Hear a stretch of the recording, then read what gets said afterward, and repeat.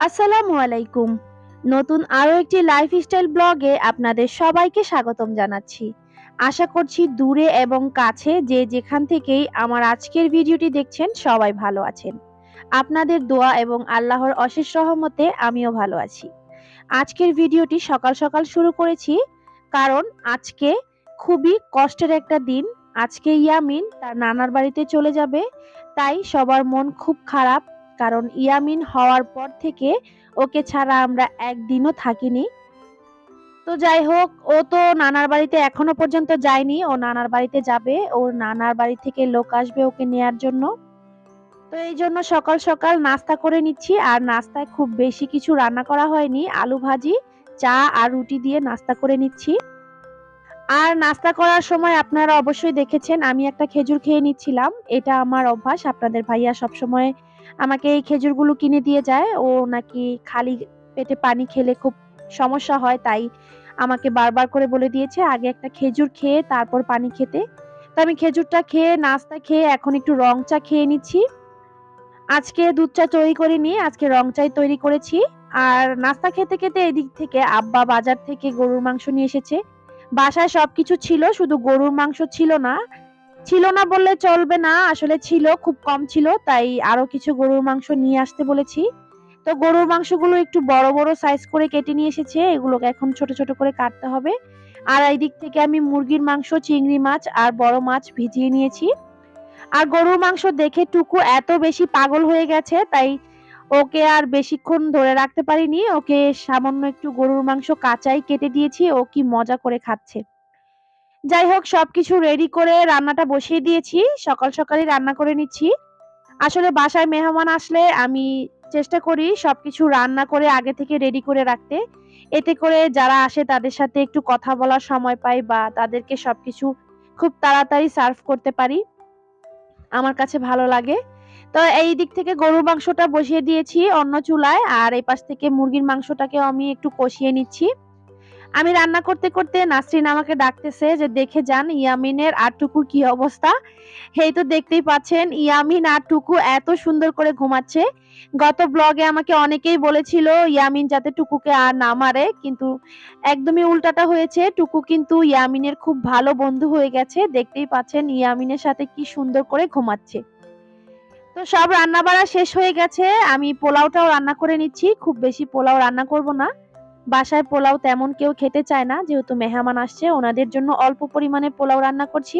আর আজকের পোলাওটা আমি কোনো প্রকার এসেন্স বা কোনো প্রকার ঘি কোনো কিছুই দিব না, সাধারণভাবে একদম নর্মাল ভাবে রান্না করব। যেহেতু নাসরিনের বাবার বাড়ির লোকজন একটু গ্রামে থাকে, ওনারা খুব বেশি ফ্লেভার যুক্ত খাবারটা পছন্দ করে না, তাই আমি একদম সিম্পল ভাবে পোলাওটা রান্না করে নিয়েছি। আর এই তো আমার রান্নাবাড়ি সবকিছু শেষ হয়ে গেছে, সব রেডি করে এখন আমি গোসল করতে চলে যাব। আর গোসল শেষ করতে করতেই ওনারা সবাই চলে এসেছে, তো ওনাদের জন্য এখন একটু ঠান্ডা ঠান্ডা শরবত তৈরি করে দিচ্ছি, যেহেতু বাহিরে প্রচুর গরম ছিল। ওনারা গরম থেকে এসেছে আর খুব দূর থেকে এসেছে, তো ওনাদেরকে শরবত দিয়ে দিয়েছি। আর এই তো ওনারা আসার সময় একটা বড় মাছ নিয়ে এসেছে। আমাদের এখানের কুমিল্লার নিয়ম এটা, আমি জানি না, অনেকেই হয়তো জানেন আবার অনেকেই জানেন না। কুমিল্লাতে যখন মেয়ের বাচ্চাকে মানে বেড়াতে নিতে আসে নানার বাড়ি থেকে, তখন বড় একটা মাছ, মিষ্টি, বিভিন্ন ধরনের ফল নিয়ে আসে। মাছটা নাকি নিয়ে আসতে হয়। আরেকটা কথা, দুধও নিয়ে এসেছিল, একদম খাঁটি গায়ের দুধ। তো এটা হচ্ছে আমাদের গ্রামের একটা নিয়ম। আসলে এটা অনেকেই অনেকভাবে নিবেন। এই নিয়মটা আসলে আমাদের এইদিকে আছে, আপনাদের ওইদিকে এরকম কোনো নিয়ম আছে কিনা আমাকে কমেন্টসে জানাবেন। তো যেহেতু আমার সব রান্না শেষ হয়ে গেছে, তো শুধু মাছটাই বাকি ছিল। তো এখান থেকেও কিছুটা মাছ কেটে আম্মু নিয়ে নিচ্ছে সবাইকে দেওয়ার জন্য। তো এই মাছগুলোকে ফ্রাই করবে আম্মু। মাছটা কাটতে কাটতে আমি একটু টাইসের দোকানে গিয়েছিলাম, টাইস কিনে নিয়ে এসেছি। তো এই টাইস গুলো কি জন্য নিয়ে এসেছি সেটাও আপনাদেরকে একটু পরে জানাবো। আর এদিক থেকে ইয়ামিন একদম রেডি নানার বাড়িতে যাওয়ার জন্য। তো ও যাওয়ার জন্য রেডি হয়েছে ঠিক, কিন্তু ওর মুখটা দেখে আপনারা নিশ্চয়ই বুঝতে পারছেন ও একদম মুখটা অন্ধকার করে রেখেছে। ওর আসলে ভালো লাগছিল না।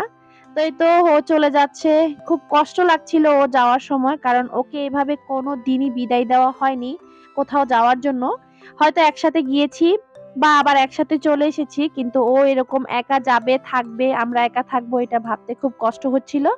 তো যাই হোক, যেতে তো হবেই। ও এখনো পর্যন্ত নানা বাড়িতে যায়নি, ওর নানারাও খুব আগ্রহ করছিল ওকে নেয়ার জন্য। তো ওকে বিদায় দিয়ে বাসায় চলে এসেছি। আর ওইদিন কোনো ভিডিও করা হয়নি, মন সবারই খারাপ ছিল। তাই এটা হচ্ছে তার পরের দিন সকালবেলার ভিডিও। সকাল সকাল আব্বু গাছ থেকে অনেকগুলো আম পেড়ে এনেছে। তো আমগুলো অনেকটাই পেকে যাচ্ছিল। তো আম পেকে গেলে তো আর আচার তৈরি করা যাবে না, এই জন্য কিছু আম আমি বলেছি পেড়ে দেওয়ার জন্য আচার তৈরি করব। আর এই তো দেখতেই পাচ্ছেন, তারপরেও অনেকটাই কালার চলে এসেছে আমগুলোতে। তো এখন আমগুলোকে আমি, যেগুলো একটু পেকে গেছে সেগুলো আলাদা করে রেখে কিছু আম আমি আচারের জন্য বড় বড় সাইজের আলাদা করে নিয়েছি। আর এই আমের রেসিপিটা অলরেডি আমার চ্যানেলে কিন্তু আপলোড করে দিয়েছি, আপনারা চাইলে দেখে নিতে পারেন। আর যে আমগুলো একটু লালচে হয়ে গেছে সেই আমগুলো দিয়ে আমি আমসত্ত্ব তৈরি করে নিব। আমসত্ত্বটা কিন্তু আমার মেয়ে অনেক পছন্দ করে। তো এই জন্য ভাবলাম যেগুলো একটু লালচে টাইপের হয়ে গেছে একটু গুড় দিয়ে আমসত্ত্ব তৈরি করি, এটা খেতে কিন্তু খুবই ভালো লাগে। একদম দোকানের কেনা আমসত্ত্বর মতো হয়। তো এই রেসিপিটাও আমার চ্যানেলে আছে, সেটাও চাইলে আপনারা দেখে নিতে পারবেন। তো আমসত্ত্বটাকে রেডি করে রেখে দিয়েছি। আর যেই কারণে আমি টাইলস গুলো কিনে নিয়ে এসেছি সেই কথাটা এখন বলছি। এই যে আমাদের রান্নাঘরটা একদম বাজে অবস্থায় ছিল। তো আমার খুব ইচ্ছে ছিল রান্নাঘরের এই এতটুকু জায়গা আমি টাইলস করব, তো এই জন্যই টাইলস গুলো কেনা হয়েছে। তো মিস্ত্রিরা এসে সবকিছু রেডি করে নিচ্ছে আর রান্নাঘরটাকে টাইলস করে নিবে। আসলে রান্নাঘরটা পরিষ্কার রাখা আমার খুব ইচ্ছা, তাই আমি এতটুকু জায়গা টাইলস করে নিচ্ছি। তো রান্নাঘর যেহেতু ভেঙে ফেলেছে কাজ করছে, তো মিস্ত্রিদের জন্য তো নাস্তা তৈরি করতে হবে। তো আব্বা যেই সিলেট থেকে চা পাতা নিয়ে এসেছিল সেই চা পাতাটা দিয়ে আমি ইন্ডাকশনে একটু চা তৈরি করে নিচ্ছি ওনাদের জন্য আর আমাদের জন্য। তো চাটা আমি তৈরি করে নিয়ে দেখতে পেয়েছি আসলে সিলেট থেকে যে চা পাতাটা নিয়ে এসেছে এটা তেমন একটা ভালো না। মানে আমাদের নরমাল যে চা পাতাগুলো থাকে তার থেকেও খুব বাজে, আর স্মেলটা তো এত বেশি বাজে, আমার কাছে একটুও ভালো লাগেনি। তার থেকে আমরা যে তাজা বা লিফটনের চা গুলো খেয়ে থাকি সেগুলো অনেক ভালো। তো যাই হোক, কাজ শেষ হয়ে গেছে আর এই তো আমার রান্নাঘরের ফাইনাল লুক। আমার রান্নাঘরটা এখন দেখতে আমার কাছে এত বেশি ভালো লাগছে, খুব শান্তি লাগছিল। আপনাদের কাছে কেমন লাগছে অবশ্যই কমেন্টস করে জানাবেন। এই তো রান্নাঘরটাকে পরিষ্কার করে ঘরে অনেক ধুলাবালু হয়ে গেছিল, সেগুলো আম্মু আর আমি মিলে পরিষ্কার করে নিয়েছি যেহেতু নাসরিন নেই। তো সবকিছু পরিষ্কার করে সন্ধ্যার দিকে একটু বাহিরে বের হয়েছি। আমার মোবাইলের ফেসবুকে একটু প্রবলেম ছিল, সেটা সলভ করার জন্য।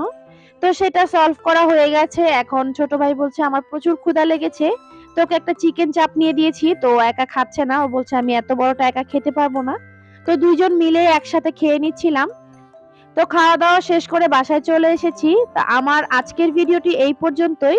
আমার ভিডিওগুলো যদি আপনাদের কাছে ভালো লেগে থাকে তাহলে অবশ্যই আমার চ্যানেলটি সাবস্ক্রাইব করে নিয়মিত আমাকে সাপোর্ট করবেন।